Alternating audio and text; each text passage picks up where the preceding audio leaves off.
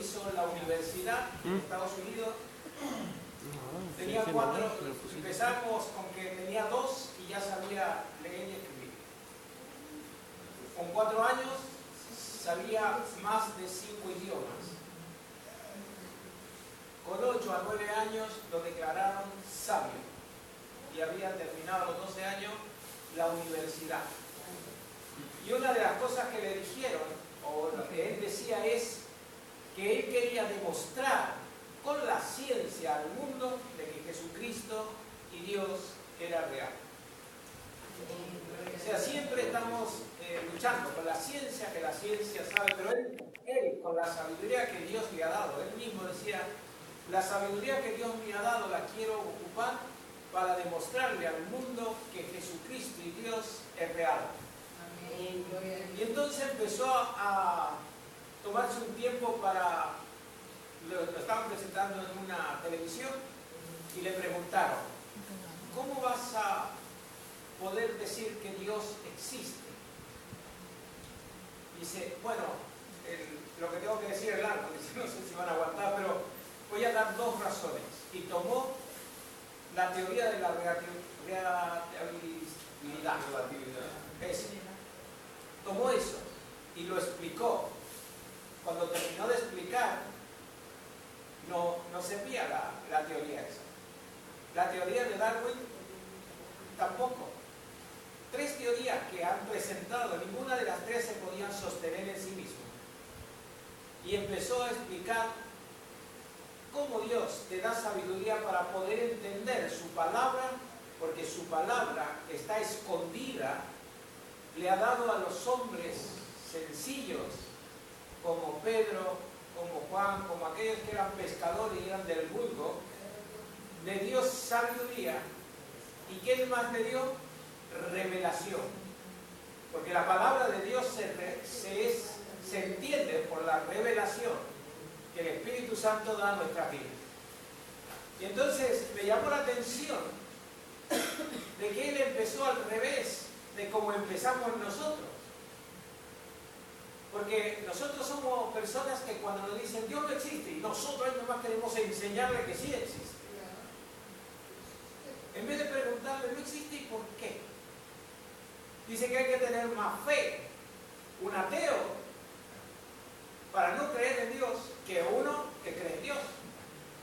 Porque creer en Dios es fácil. Solamente ves lo que hay y lo ves y crees en Dios. Pero no creer en Dios como un ateo necesita mucha más fe.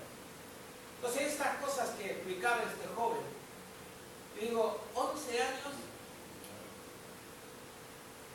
una de las cosas que me llamó la atención que a los 7 años el niño estaba haciendo álgebra. O sea, resolvía los teoremas de álgebra. Digo, yo nunca he podido pillar el álgebra. Y digo, ¿cómo es que Dios despierta el conocimiento? Daniel era un hombre sabio. ¿Pero qué tenía Daniel? Tenía el Espíritu de Dios que le revelaba todas las cosas. Por eso para nosotros, que vivimos en este tiempo, es revelación de Dios cuando vemos la palabra y la entendemos. Porque hay mucha gente que lee la palabra, la lee de tapa a tapa, y por ahí la sigue leyendo y da vueltas, y no entiende nada. Pablo está hablando a los corintios y le está diciendo, fíjate el capítulo 2, así que hermanos, cuando fui a vosotros a anunciaros el testimonio de Dios, no fui con excelencia de palabra o de sabiduría. ¿Qué está diciendo? No he tomado sabiduría, no he ocupado lo que me ha enseñado Gamaliel. ¿Sabes que Pablo era uno erudito? Para poder estar en el Sanedrín tenía que haber estudiado bastante, y dice que él estudió a los pies de Gamaliel.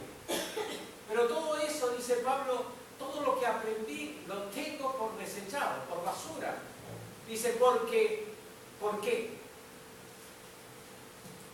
Y acá lo dice, pues me propuse no saber entre vosotros cosa alguna, sino a Jesucristo y a este crucificado.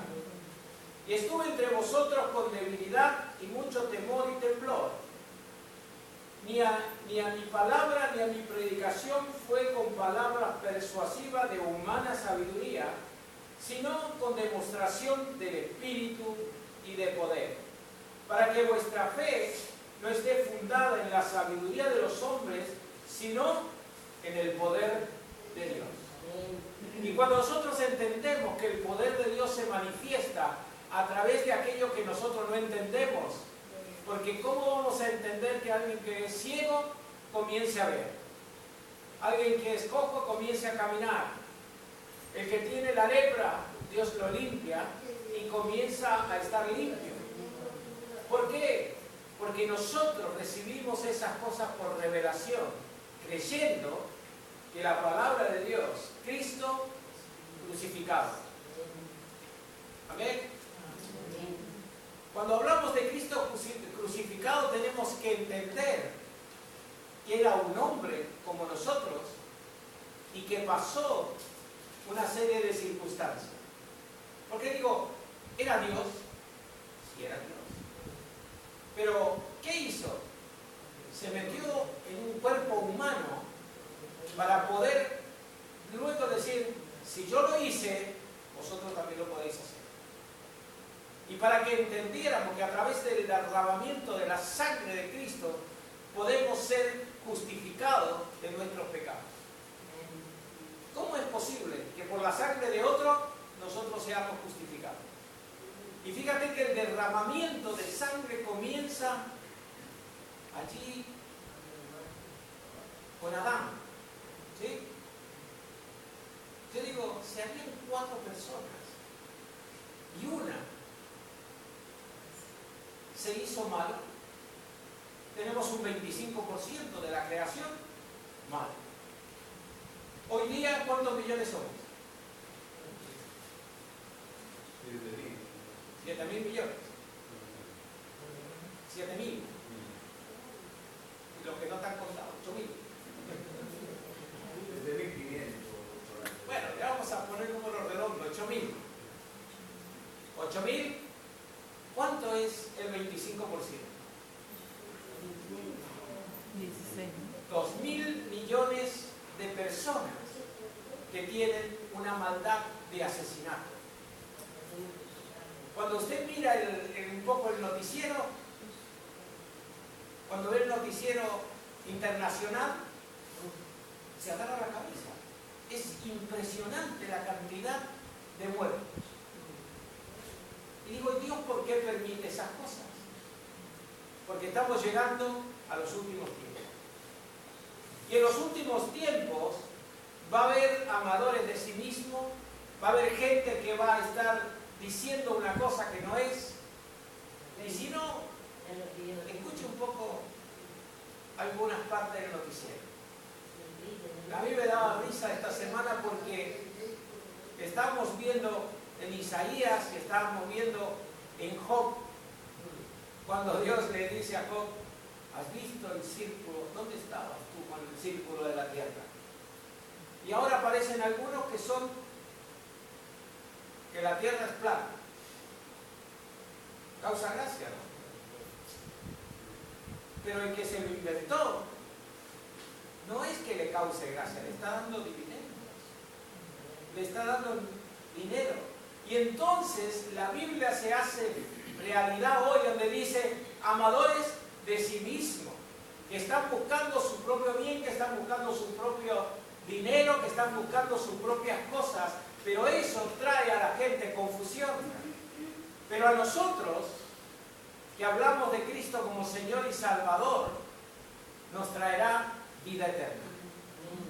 Y cuando hablamos de vida eterna, si la hemos entendido, es a través del Espíritu Santo. Y hoy tenemos que vivir más que nunca a través del Espíritu Santo. El Espíritu Santo nos guiará a toda la verdad. Jesús dijo, yo soy la verdad y la vida, nadie viene al Padre si no es por mí. Pero dijo, os mandaré el Consolador y Él os guiará a toda la verdad. Y yo me preguntaba, decía, ¿cómo? Si tú nos has dicho que eres la verdad, ¿cómo es que nos manda el Espíritu Santo para que nos guíe a la verdad? ¿Por qué? Porque la gente tenemos la tendencia de irnos detrás de cualquier doctrina, inclusive hoy mismo dentro del círculo evangelístico o evangélico. Hay pastores que antes yo creía que tenían una línea en Cristo y resulta que hay algunos que se han desviado bastante. Entonces dice, ¿con quién te juntas? Fíjate, ten cuidado. ¿Qué dejas entrar a la iglesia? ¿Qué dejas entrar para enseñar en la iglesia la verdad que es Jesucristo crucificado, muerto y resucitado? Y esto solamente puede ser revelación de Dios a través del Espíritu Santo. Por eso es que Pablo decía, sin embargo, el verso 6 de 2, sin embargo hablamos sabiduría entre los que han alcanzado madurez y sabiduría, no de este siglo, ni lo de los príncipes de este siglo que perecen, mas hablamos sabiduría de Dios en misterio. ¿Es un misterio el Evangelio? Claro que es un misterio. Es un misterio que solamente Dios nos revela a través del Espíritu Santo para que nosotros podamos llegar a ser salvos. La sabiduría oculta, la cual Dios predestinó antes de los siglos para nuestra gloria. Porque ¿cuándo vamos a recibir la gloria? Cuando estemos en la presencia del Señor. Seremos todos glorificados en Cristo Jesús. La que ninguno de los príncipes de este siglo conoció, porque si hubieran conocido, nunca habrían crucificado al Señor de la gloria. Antes bien, como está escrito, cosa que ojo no vio, ni oído oyó, ni ha subido en corazón de hombre, son las que Dios ha preparado. ¿Para quién? Para los que le aman. ¿Usted ama a Cristo?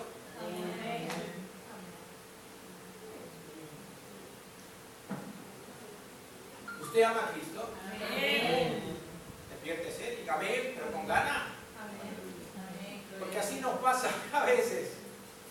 Yo me acuerdo unos cuantos años atrás, un día fui a visitar a un hermano, a su familia, estábamos charlando con Mirta, la Mirta siempre llevaba la guitarra, íbamos a empezar a tocar, a cantar un par de canciones y dice,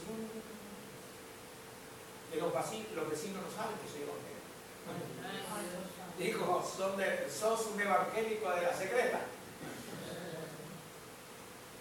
¿Por qué? Porque a él no le había amanecido que Jesucristo había muerto por sus pecados. Y entonces aquellos que venimos a veces a las reuniones y estamos en una iglesia, si no hablamos de Cristo crucificado, muerto y resucitado, y este es el que ha comprado la salvación de nuestras almas, pues evidentemente somos unos religiosos. Ese es el tilde, ¿no? ¿De qué religión eres? Si nosotros contestamos que somos hijos de Dios, si contestamos que somos hijos de Dios, estamos contestando bien. Si le decimos, bueno, yo pertenezco a la iglesia evangélica, eso lo ha puesto el gobierno. Si no somos católicos, somos protestantes. ¿Cierto? Y nos ponen un número para que podamos tener un local abierto. Pero Cristo, ¿qué dijo? Os doy potestad de ser llamados. ¿Y entonces qué somos? Si somos hijos de Dios, no tenemos nada que ver con la religión. Porque Cristo nos ha revelado a través del Espíritu Santo que somos hijos de Dios. Mira el que está al lado tuyo y dile, tú eres una hija de Dios. Tú eres un hijo de Dios. Tú eres un hijo de Dios. Tú eres una hija de Dios. Fíjate lo que dice el capítulo 2, verso 10. Pero Dios nos la reveló a nosotros por el Espíritu, porque el Espíritu todo lo escudriña, aún lo profundo de Dios. Porque ¿quién de los hombres sabe las cosas del hombre? Sino el espíritu del hombre que está en él. Así tampoco nadie conoció las cosas de Dios, sino el Espíritu de Dios. ¿Y vosotros? Nosotros. Y nosotros, no hemos recibido el Espíritu del mundo, sino el Espíritu que proviene de Dios, para que sepamos lo que Dios nos ha concedido. Lo cual también hablamos, no con palabras enseñadas por sabiduría humana, sino con las que enseña el Espíritu, acomodando lo espiritual a lo espiritual. Pero el hombre natural, ¿quién es el hombre natural? El hombre carnal, el hombre que no busca en el Espíritu. Dice, pero el hombre natural no percibe las cosas que son del Espíritu de Dios, porque para él son locura. ¿Alguna vez alguno te dijo que estás loco? Sí. Muchas veces. Apenas me casé, había uno de los amiguitos que yo tenía que eran terribles, y me dice, ¿puedo hablar con tu mujer? ¿Qué hablamos? A los 10 minutos no se puede hablar con tu mujer, solamente habla de religión. Y de está loca. Sí que está loca por Cristo.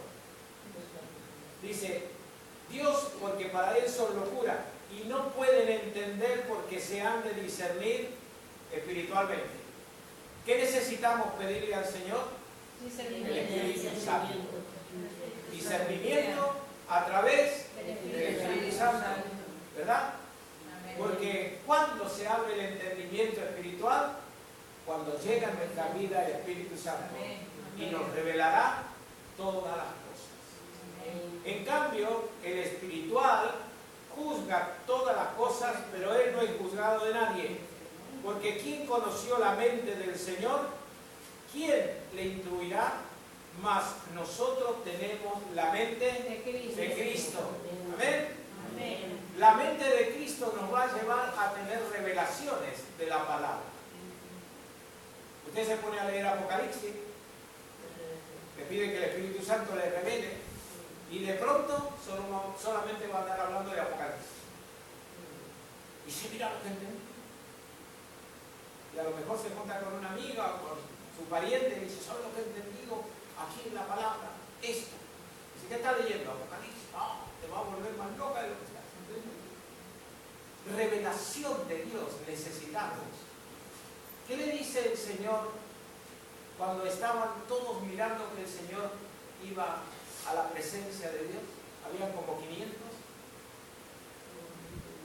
Se presentan unos ángeles y dice, este mismo que está volando, este mismo volverá. Amén. Gloria a Dios. Y el Señor les dice que estuvieran esperando. ¿Dónde? En el aposento alto, ¿no? Y ya conocemos la historia.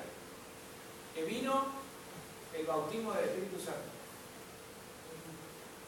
Y el otro día, hablando con un pastor, decía, pero también estaban las mujeres. Estaban las mujeres. Y lo relata. El capítulo 2 relata quiénes estaban esperando. De 500 se bajó el número a 4. A 120. Por lo menos cantamos el corito, ¿no? 120 Pentecostés. Sí, oraban y pedían al Señor, bautízame. Realmente cuando vino el Espíritu Santo sobre ellos, entonces dice que fueron vituperados. Se burlaron de ellos. Le dijeron que estaban borrachos. ¿Sí? Pero estaban sorprendidos. Porque hablaban cada uno en la lengua de los que estaban. Y eran galileos, y de pronto fueron a la escuela de idioma y aprendieron. Dice, ¿no son todos estos galileos? Y los escuchamos que hablan en nuestras lenguas maravillas de Dios. Y había medos, persas, elamitas, algún italiano, algún alemán. Había de todo. Lengua conocida hasta en ese tiempo. ¿Qué necesitamos hoy en nuestra vida. Necesitamos el Espíritu Santo. Y Jesús dijo, si vosotros que sois malos padres, dais buenas dádivas a vuestros hijos, ¿no daré yo al que me pide el Espíritu Santo? Gloria a Dios. Ahora, acción nuestra, ¿cuál es? Orar a Dios para que nos dé el bautismo del Espíritu Santo. Amén. Hay veces que cuando Dios bautiza el Espíritu Santo, tú estás orando o acá en la iglesia o en casa, donde estés, pidiéndole, Señor, lléname de tu presencia, lléname del Espíritu Santo. Y se te empieza a trabar la lengua, y empieza a hablar cosas raras, no pares, sigue. Sigue porque es una experiencia única. Después, en su misericordia, el Señor nos enseña que hay dones, que hay discernimiento de espíritu, que hay discernimiento y interpretación de lenguas, que Dios habla a través de las lenguas. Amén. Amén. Yo sé que esto le costará a algunos entender, pero si quieres probar, prueba. Yo siempre digo a la gente, donde yo voy, Dios habla. Si quieres venir, prueba.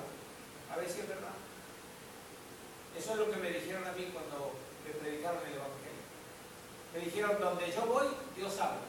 Y yo me burlé de ellos y dije, está loca. A mí nunca Dios me hablaba, pero no sabía cómo Dios hablaba. Dios te puede hablar a través de sueños, ¿sí? A través de una visión, como si estuvieras viendo la televisión, pero con los ojos cerrados.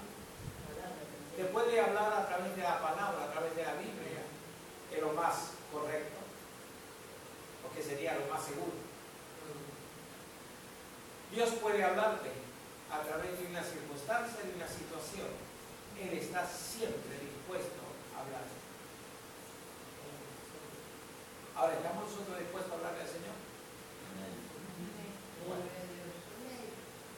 Amén. Díselo al Señor, Él te conoce, Él conoce tu corazón. Porque Pablo estaba persiguiendo a la iglesia, ¿sí o no?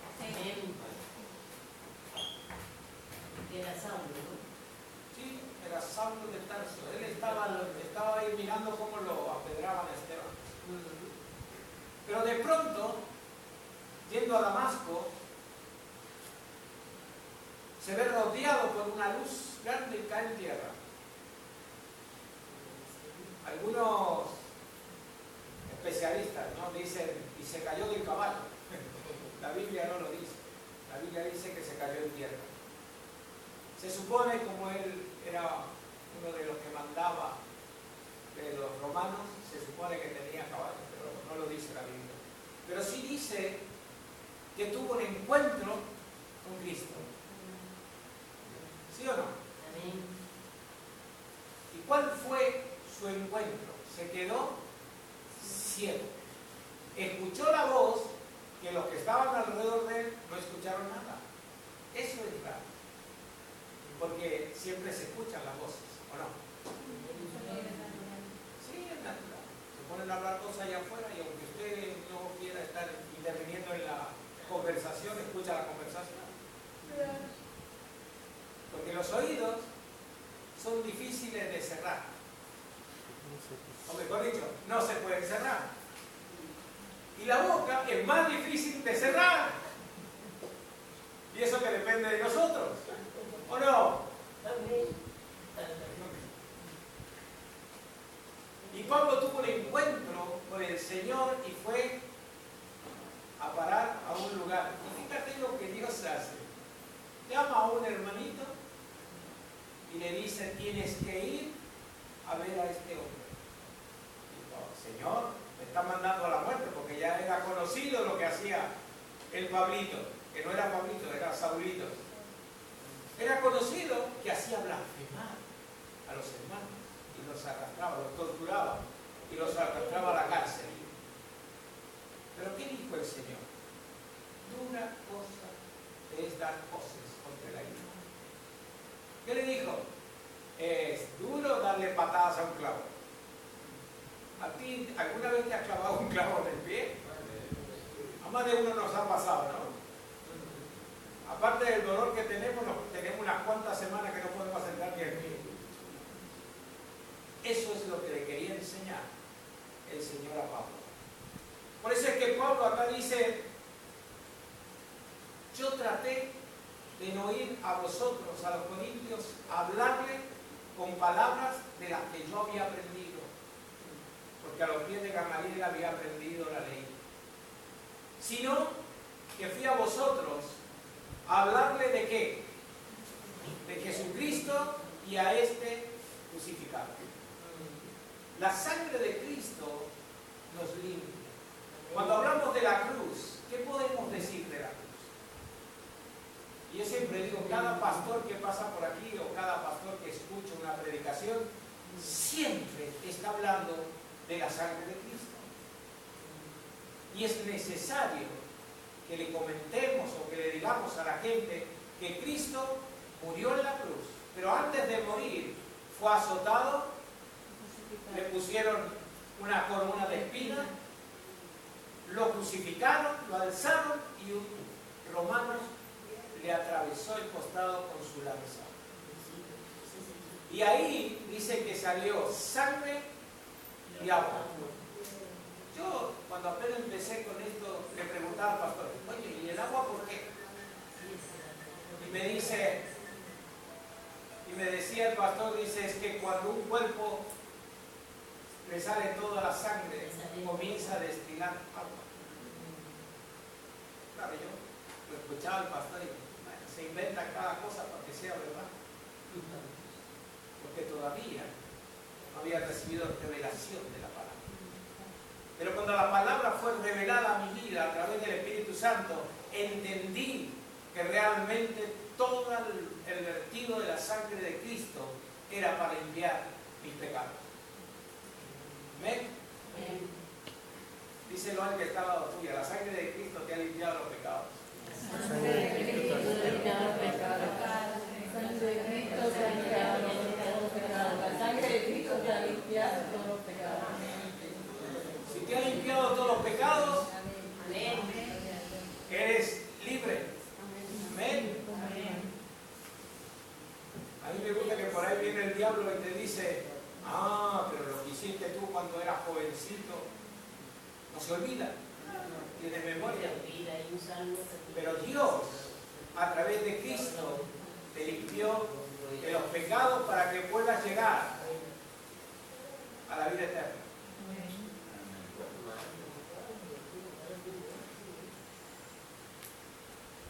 Yo siempre digo, ¿qué cuesta más? ¿Creer en Cristo o vivir en Cristo?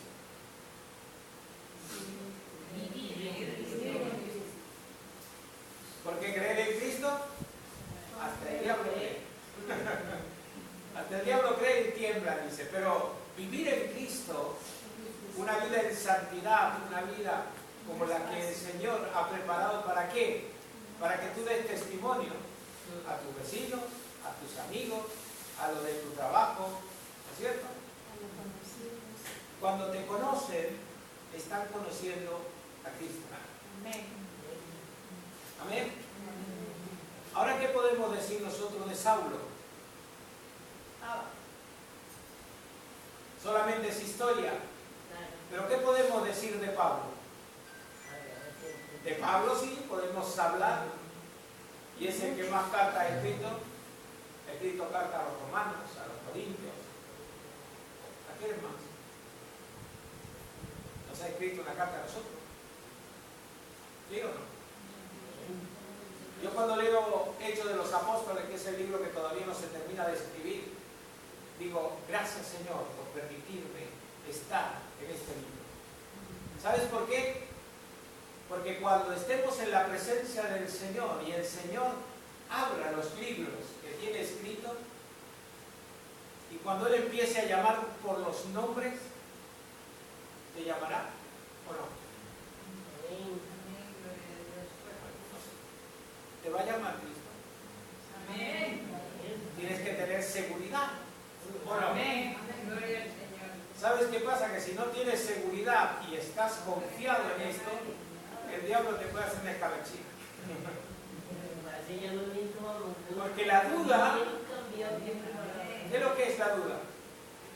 Uy, madre, para Dios es lo peor. La duda es pecado. Y si Dios te ha limpiado de los pecados, evidentemente no tienes que tener duda. ¿Sí o no? Claro, cuando alguien te dice, ¿crees en Cristo? Amén, sí. Así es. Tengo que tener convicción de lo que yo he leído, de lo que he entendido y lo que Cristo ha hecho por mi vida, de tal modo que otros vean el reflejo de Cristo en mi vida. Amén. Aunque no hables, porque muchas veces queremos convencer a la gente. No le hables a la gente que no quiere escuchar. Tú empiezas a hablar de Cristo y alguien te dice, no, a mí no me hables esas cosas. No le hables más. Cuando hay alguien que te va a escuchar, entonces vale la pena entregarle el tesoro que tú tienes. La Biblia dice, no le des perlas a los puercos. ¿Sí? Bueno, pero mira cómo trata Dios a la gente que no quiere saber nada de él. Son unos puercos, unos cerditos. También los cerditos a la parrilla, pero no este tipo de cerdos, sino los que se compran en la carnicería. Necesitamos que el Espíritu Santo nos esté guiando cada día. ¿Amén? Amén. El otro día hablando con Mamarí, que me manda el mensaje para los jóvenes. Y le digo, pero los jóvenes que yo tengo son de 60 para arriba. Muy bien dicho. Esos son los jóvenes. ¿Cuándo uno se siente joven? Siempre. Cuando uno es joven. Ahí a la tienda vienen algunos que tienen 40 años, 45, y me veo yo a la par de ellos y digo, wow, estoy en 35 y vienen que no, que me muero, que no quiero seguir viviendo. Digo, estás desperdiciando tu vida cuando la puedes ocupar para servir a Cristo. Amén.